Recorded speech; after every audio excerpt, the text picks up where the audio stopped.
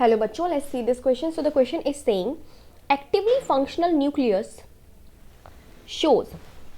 तो यहाँ पे सबसे पहले हम बेटा इस टर्म को देख लेते हैं, एक्टिवली फंक्शनल न्यूक्लियस. तो न्यूक्लियस के अंदर क्या पाया जाता है? डीएनए पाया जाता है, ठीक है, क्रोमैटिन के रूप में पाया जाता है. और डीएनए का काम क्या है? अगर डीएनए अपना फंक्शन कर रहा है तो इट मीन्स कि वो न्यूक्लियस जो है वो एक्टिवली फंक्शनल है.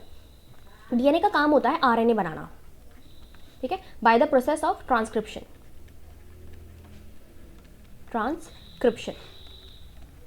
और डीएनए का काम है अपने आप को भी बनाना, ठीक है, by the process of replication. ठीक है, तो DNA do replication at the time of cell division और DNA do transcription at the time of protein synthesis, क्योंकि प्रोटीन की जब भी सिंथेसाइज करनी होती है.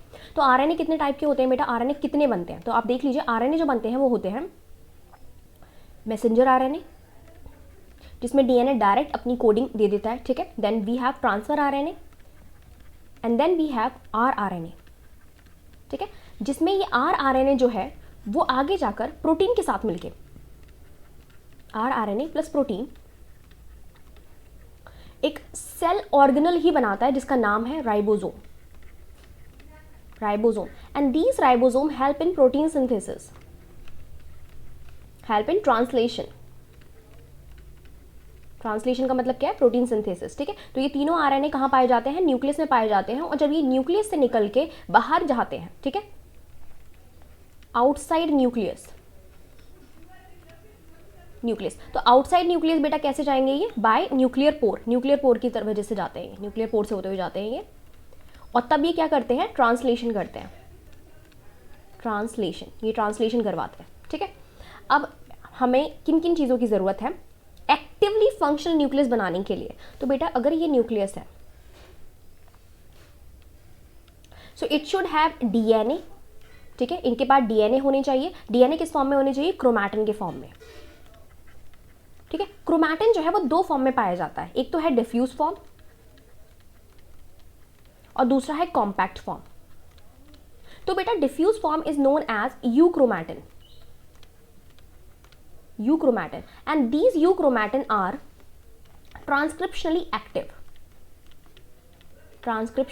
active होते हैं ये.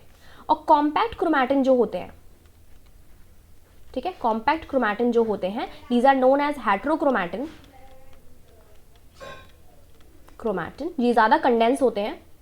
और जो डिफ्यूज क्रोमैटिन होते हैं वो क्या होते हैं? कम कंडेंस होते हैं. तो कॉम्पैक्ट क्रोमैटिन जो है वो हेट्रोक्रोमैटिन कहलाते हैं. And these heterochromatin are transcriptionally inactive, transcriptionally off होते हैं, ट्रांसक्रिप्शनली ऑफ. तो क्रोमैटिन किस रूप में चाहिए हमें? डिफ्यूज रूप में चाहिए, हमें यू क्रोमैटिन के रूप में चाहिए. तभी हम क्या कर पाएंगे? ट्रांसक्रिप्शन कर पाएंगे, यानी कि आरएनए बना पाएंगे, ठीक है. फिर ये जो क्रोमैटिन है, जो डिफ्यूज क्रोमैटिन पाए जा रहे हैं, तो कुछ क्रोमैटिन होते हैं, कुछ क्रोमैटिन नंबर्स हैं एक्चुअली, क्रोमोसोम नंबर, जिनके पास सेकेंडरी कंस्ट्रक्शन एनओआर, जिसे हम लोग कहते हैं सेकेंडरी कंस्ट्रक्शन, या फिर एनओआर कहलाता है. NOR is basically nucleolus organising region, ठीक है. वो पर्टिकुलर पार्ट जो है वो एक साथ आके लग जाता है और उस पर्टिकुलर क्रोमैटिन के उस सेगमेंट में पाया जाता है. ये जैसे कि न्यूक्लियोलस बना लिया इन्होंने, ठीक है. और ये न्यूक्लियोलस बना होता है बेसिकली किसका? आरडीएनए का, और ये आरडीएनए क्या बनाता है? आरआरएनए बनाता है. और हम बता चुके हैं कि आरआरएनए जो है वो प्रोटीन के साथ मिलके एक सेल ऑर्गेनल बनाता है जिसका नाम राइबोसोम है. और ये बहुत ही ज़्यादा इंटीग्रल ऑर्गेनल है क्योंकि ये ट्रांसलेशन में हेल्प करता है, ठीक है. तो हमारे पास क्या होना चाहिए? एक अच्छा सा न्यूक्लियोलस भी होना चाहिए, ठीक है. फिर मैंने क्या बताया कि ट्रांसलेशन के लिए जो आरएनए, ट्रांसफर आरएनए और मैसेंजर आरएनए बाहर जाएंगे, वो किसके थ्रू जाएंगे? न्यूक्लियर पोर के through.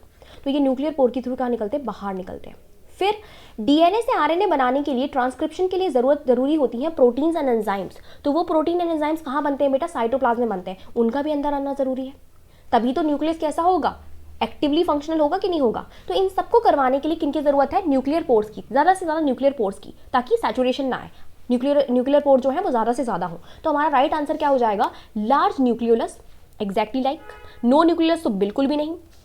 Diffuse chromatin, exactly. Compact chromatin तो काम ही नहीं करेंगे. कॉम्पैक्ट क्रोमैटिन मैंने क्या बताया? ट्रांसक्रिप्शनली ऑफ होते हैं वो, तो नहीं. फिर more nuclear pore, no nuclear pore तो काम ही नहीं करेंगे, तो बी बी रॉन्ग. तो ए हमारा क्या हो जाएगा? राइट आंसर हो जाएगा. तो A is the right answer. I hope आपको समझ में आया होगा. Best of luck.